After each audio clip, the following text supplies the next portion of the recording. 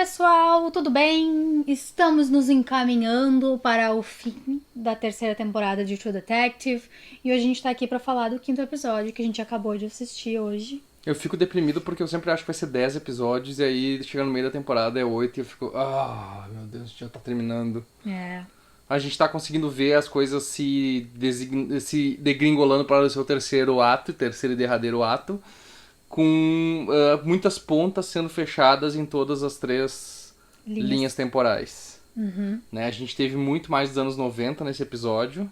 Sim, a gente tá tendo Uma cada vez menos 80 e cada vez mais 90. Exatamente. Que foi aquilo que tu disse no outro episódio, como é que tava se desenhando essa história, né?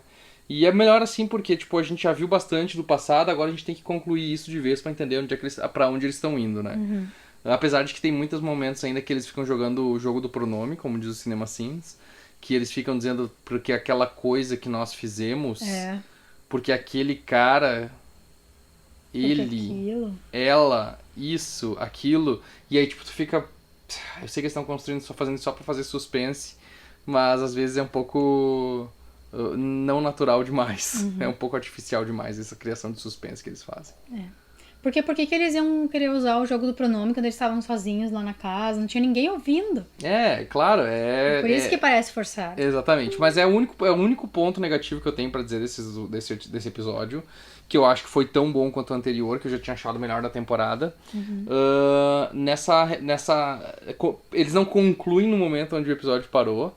Tanto é que a gente quase esqueceu o que tinha acontecido no final do tipo episódio. E foi tão pior do que a gente imaginava que poderia ser. As duas coisas foram as piores. A carnificina e a gente descobrir que eles tinham colocado a culpa do crime nele. Aham. Bah, que filha da Eu puta, não no sei Woodward, qual né? momento foi mais gut-wrenching, como eles dizem, tipo, Sim. mais soco no estômago. Se foi a carnificina e ele ser morto daquela maneira, ou se foi a gente descobrir que ele era o culpado pelo crime, que são os dois filhos dele, que nunca conseguiram conhecer o pai, querendo limpar o nome dele depois de todo esse tempo. É. Bem complicada essa situação ali. Foi é o clássico bode expiatório, né? Olha o que ele fez, vamos aproveitar que ele fez isso e vamos incriminar ele, porque afinal a gente não vai achar quem é o culpado. Depois, mais tarde, a gente descobre que na verdade tinham sido plantadas duas Evidências. evidências. Evidências essas que não tinham sido apresentadas, não tinham aparecido antes.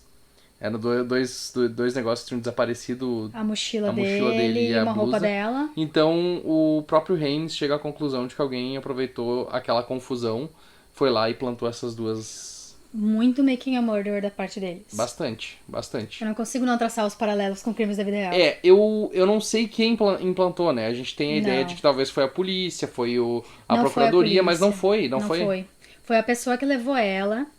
E como a gente vê no desenrolar do episódio, que o Reis começa a achar que quem escreveu a carta foi a Lucy, a mãe deles, eu tô começando a achar que ela sabia quem tinha levado ele. Pois E é. pra mim se fortifica a história de que a Julie não é filha do Tom Sim. e foi o pai de verdade dela que levou ela embora, ou algum membro da família do pai de verdade dela que levou ela embora.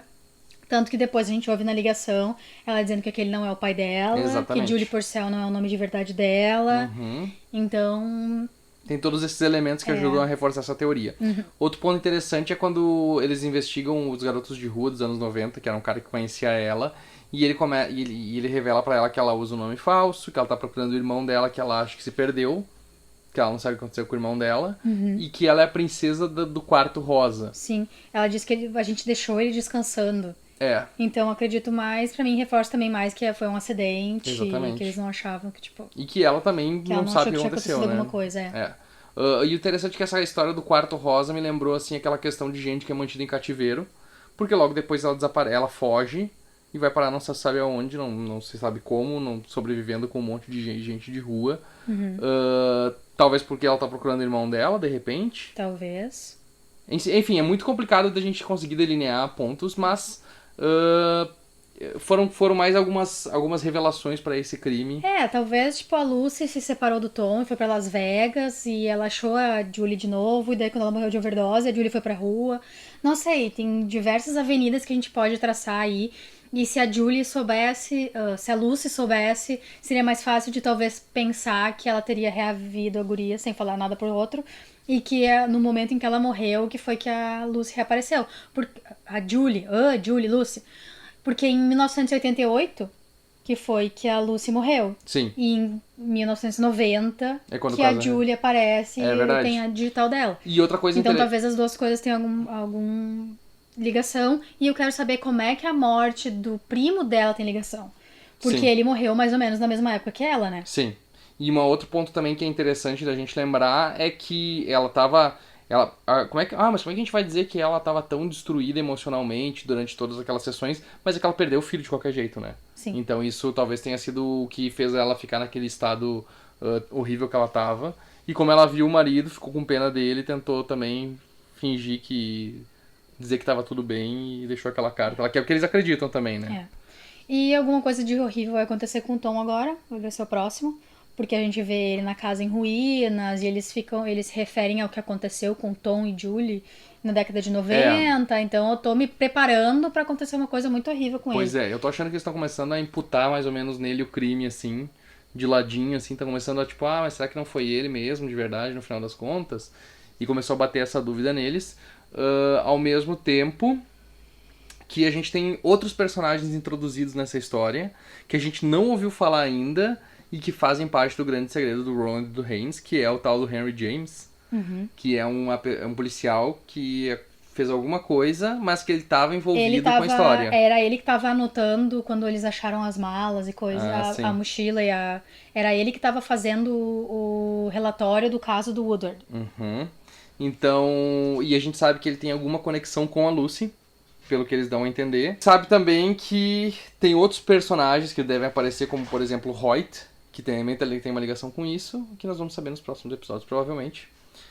E dito isso, ainda nós temos a relação do Roland e do Haynes, que aconteceu alguma coisa com eles 25 anos atrás. Que a gente provavelmente vai saber agora, porque o Roland tá cada vez mais agravado com o jeito como ele tá agindo na década de 90. Sim. Eu acho que a gente viu nesse episódio muito, fora a parte do crime. Roland ou Haynes? O Roland. Ah, tá. Fora a parte do crime, a gente viu que o Hayes tá perdendo as estribeiras. Completamente. Principalmente na década de 90. Com a Amélia, com o Roland, com o caso, com o jeito que ele confronta o Tom, com a fixação dele no crime, tudo isso ele tá, tipo, ficando maluco da cabeça. Nos anos 80, ele tá um pouquinho melhor. E no tempo atual, ele não lembra muito das coisas. Então ele tá mais perdido do que qualquer coisa. Mas nos anos 90, ele tá maluco. Eles são três atores completamente diferentes, praticamente, né? Acho que o Mahershala Ali virou pessoas diferentes. Virou um camaleão nessa temporada aí, e nessa série, enfim. E tá dando um showzaço, assim, de interpretação fora de série. E eu gostei bastante também. Eu comentei com a Maria quando a gente tava assistindo que ele é um rastreador, o negócio dele é achar, encontrar as coisas, encontrar as pessoas. E esse caso destruiu ele, e ele tá tão obcecado com ele nos anos 90 porque ele não consegue encontrar. Ele não consegue fazer aquilo que ele sabe fazer. Então, tipo, é por isso que ele tá tão destroçado, por isso que ele tá tão nervoso, por isso que ele tá tão irritado, por isso que ele desconta em todo mundo, desconta na mulher, desconta nos amigos, desconta no próprio Roland também. Então, é legal ver esse processo dele, assim, de tentar suprir essa carência que ele tem desde do que ele voltou do Vietnã e tenta achar um rumo pra ele nessa nova sociedade, né? E a gente tem também o comentário sobre raça e sobre tensões raciais. Sempre tem nem que seja uma pingadinha. Alguma coisinha que é ele falando de, nossa, como deve ser difícil a vida de um homem branco nos Estados Unidos. Quando eles vão encontrar o Fred, e o Fred culpa o Hayes por ele não conseguir seguir com a vida dele, por ele ficar muito traumatizado, que ele não consegue seguir com a vida dele porque ele foi brutalizado, né, no interrogatório. É. E com razão também, né, por algum motivo, por querendo ou não, a forma como ele foi tratado ali foi completamente injusto, né. Tudo bem que eles estavam querendo extrair uma informação, mas a forma como eles usaram pra tentar extrair de uma pessoa que não tinha mais o que dar, e por pouco ele não se fudeu, né? Por muito pouco. Que só não caiu nos ombros dele por conta do Woodward mesmo, né? E eu tenho E ele pode ser, só pra concluir, mas ele pode ser... Ele me pareceu ser mais aquela figura que aparece pro Haynes no final do episódio anterior, Junto com os na Vietcongs. demência, exatamente, na demência dele lá. E eu tenho uma teoria pro que eles mataram o Henry James. As digitais que sumiram do arquivo. Pode ser. Eu acho que ele que sumiu com as digitais do arquivo pra ninguém ter como ir lá procurar e tentar inocentar o Woodward pra frente, porque ele provavelmente tava dentro da história, sabe? Sim, Sabia o que tava é bem acontecendo. Eu acho, a minha teoria é que por isso e eles mataram o Sim, Henry e ele James. provavelmente também foi quem plantou as evidências. É bem possível que ele tenha feito isso também, ter sido a pessoa usada da polícia pra fazer isso aí. Talvez. Então Mas a como gente... eles falaram, qualquer um tinha acesso. Então Sim. podia ter sido... Não... Mas eu acho que a gente vai ter a resposta pra quem foi que fez isso e eu acho que bem possível que possa ser alguém da polícia muito mais fácil de conseguir. Com certeza. Pode falar? Eu acho que o episódio de hoje também teve a cena mais emocionante da temporada. Com certeza, pra era o que eu mim, ia comentar também. até o momento. Que foi a cena de confronto, digamos assim, entre o Roland e o Hayes nos tempos atuais. De o Roland falando que ele foi abandonado há 25 anos atrás, que nunca pediu desculpas pelo que aconteceu. E o Hayes dizendo que ele não se lembrava da vida dele. Eu acho que aquilo lá, nossa, bateu muito Foi forte. muito foda, foi muito foda. Muito forte, muito fundo. Tipo... E as atuações dos dois, assim, a química... eu gosto como essa série também tem química, né? A gente tem a química do Hayes, da mulher dele, a gente tem a química do Hayes com o Roland. São ótimos atores que estão encabeçando esse que a gente elenco. ia dizer que o Stephen Dorff é um ótimo ator, né? Excelente, excelente. Eu tô, assim, abismado com a carga dramática que ele colocou no personagem e esse encontro dos dois, porque uma das coisas legais que eu gosto nas relações dos personagens é que elas são muito mais relações reais, mais parecidas com as nossas. Por quê? Porque quando eles brigam, eles não ficam só se xingando, param de se xingar, vai cada um pro seu lado e ficam guardando mágoa e se mordendo por causa disso. Eles pelo menos tentam chegar a um ponto, um consenso, como uma briga normal acontece. Tu vai lá, tu briga com a pessoa, tu discute até que chega no momento que tu quebra, que tu não consegue mais ir adiante, tu não consegue mais, tu tem que resolver, tu te quebra por dentro, tu te abre e tem emoção e a outra pessoa compreende a tua emoção e assim os dois conseguem seguir em frente. Então acontece isso com ele e a mulher dele várias vezes, a gente viu de novo nesse episódio os dois, ele estourando com ela, sendo um babaca com ela, e aí chega no momento que ela olha para os dois olham, baixam a cabeça, resfriam a cabeça e seguem a vida.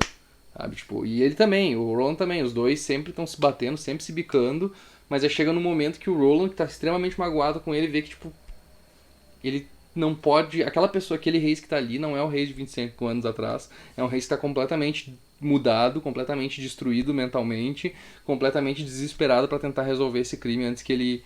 esqueça de tudo. Eles viram uma... Squash. Uma squash, é uma abobrinha. Vira uma abobrinha vegetativa, então... E a cena do Mahershala ali e do Stephen Dorff ali, excelente, um dos melhores momentos da televisão no ano, eu acho, já dá pra dizer, de atuação. Sem nenhum conflito armado, sem nenhuma cena de ação, só uma câmera parada e com dois amigos tentando lavar sua roupa suja. Resolver seus perrengues. Excelente, muito bom, assim, isso me chamou bastante atenção. Eu gostei também da tensão dele e da mulher dele, quando eles estão se conhecendo nos anos 80, e tem toda aquela energia sexual dos dois, pra gente contrastar depois com os dois completamente frustrados um com o outro, assim, 10 anos depois, tentando resolver, e, enfim, muito bem feito, muito bem explorado, e infelizmente chegando ao final. Tô triste por saber que vai acabar, mas eu quero saber se a gente vai saber. Se eles vão dar esse gostinho pro Reis antes dele esquecer de tudo. Ou se a gente vai ficar querendo, que nem na primeira temporada de True Detective, que nada ficou realmente 100% resolvido. Ficou resolvido, mas tipo, ninguém foi punido de verdade, né? A gente teve só o assassino que foi punido, mas as pessoas que estavam por trás meio que conseguiram se safar, né? Pois é. Eu acho que nesse caso... é ainda mais frustrante. Eu acho que nesse caso não. Acho que nesse caso a gente vai ter uma resolução, nem que seja da gente descobrindo o que aconteceu com a Julie no final. E vai ser isso. Ninguém vai ser punido também. Não acho que alguém vai ser punido. As pessoas que poderiam ser punidas foram punidas e as pessoas que não eram pra ser punidas foram punidas também. Ou vai ser tipo Keepers, que as pessoas que deveriam ser punidas já morreram, então não tem como punir as pessoas. Eu acho que sim, eu acho que vai ser mais ou menos nesse nível. Que é a assim. Lucy, o Tom e o pai de verdade da Julie, que talvez esteja morto. Eu acho que no máximo que a gente vai ter vai ser a revelação de que a Julie tá viva em algum lugar ainda, ou ela mesma ter morrido, mas eles vão ter concluído o caso, vão ter fechado essas pontas e vai ter o documentário lá. Talvez ela foi levada pra outro país. Não sei. Porque quando eles vão na fábrica onde a Lucy trabalhava, o chefe dela tá em viagem. Uhum. Ele tá na América do Sul, se eu não me engano. Sim. E é a época em que a Julie sumiu. Sim, aham.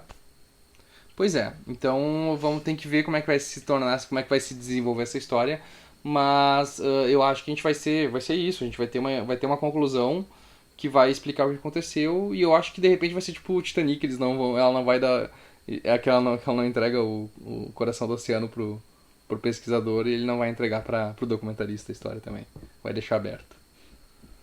Então é isso, pessoal. Essa foi a nossa review do 5º episódio da 3ª temporada de True Detective. Não esquece de deixar nos comentários o que você achou do episódio, quais são as suas teorias, por que aconteceu com a Julie, com a Lucy, com o primo da Lucy, com o Henry James, com todas essas pessoas.